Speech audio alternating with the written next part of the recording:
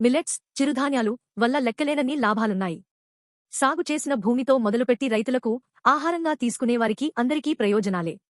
రైతులకు మెట్ట ప్రాంతంలో చాలా తక్కువ నీటితో పండే ఈ పంటలు తక్కువ సమయంలో దిగుబడినిస్తాయి. రసాయన ఎరువులు, క్రిమిసంహారకాల వాడకం నామమాత్రమే కనుక ఎక్కువ పెట్టుబడి అవసరం లేదు. వీటిని సాగు చేయడం వల్ల భూసారంతో పాటు భూగర్భ జలాలు పెరుగుతాయని పరిశోధనలు నిర్ధారించాయి. పంట దిగుబడి తీసుకున్నాక గడ్డిని పశువులకు మేతగా ఉపయోగించవచ్చు. ఎకరం, అరెకరం లాంటి చిన్న కమతాల్లోనూ వీటిని పండించొచ్చు.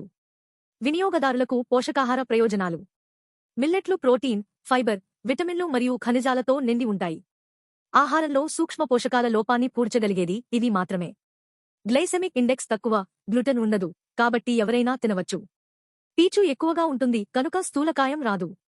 విటమిన్లు, ఖనిజాలు పుష్కలం. కాల్షియం ఎక్కువగా ఉండే రాగులతో కాల్షియం డెఫిషియన్సీని అధిగమించవచ్చు. ప్రోటీన్లు, మెగ్నీషియం, ఐరన్, ఫాస్ఫరస్, జింక్ కూడా వీటిల్లో ఉంటాయి.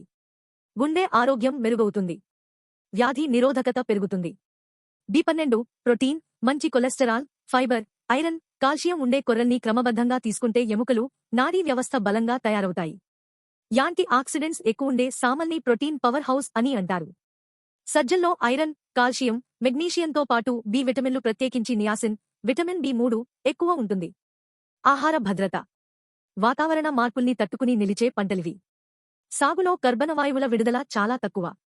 ఎలాంటి వాతావరణంలో అయినా దిగుబడికి డోకా ఉండదు కాబట్టి భవిష్యత్ ఆహార అవసరాలు తీర్చడంలో ఇవి కీలక పాత్ర పోషిస్తాయని ప్రపంచమంతా చిరుధాన్యాల మీదే పెద్ద ఆశలు పెట్టుకుంది. అందుకే ఇవి మన గతం, వర్తమానం మాత్రమే కాదు, భవిష్యత్తు కూడా.